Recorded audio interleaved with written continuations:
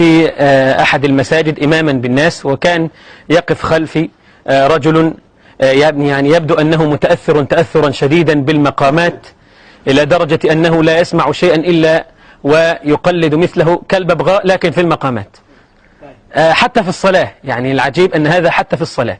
فأنا وقفت وبدأت أقرأ: الحمد لله رب العالمين، وإذا من خلفي يقول أنا تعجبت جدا وتوقفت قليلا بعد ما بدأت الآية الأولى، خشيت الناس يقولوا نسي الفاتحة، فقلت الرحمن الرحيم.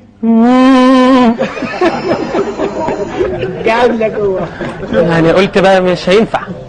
حاولت ان انا اغير المقام لعله ما يستطيع انه يعني يفعل غير هذا. مالك يوم الدين. قلت اعلو بالصوت تماما، واحاول ان يعني اتي باعلى جواب عندي حتى اسكته.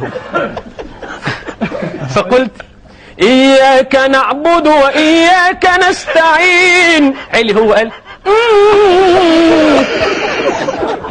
والله، وظل هكذا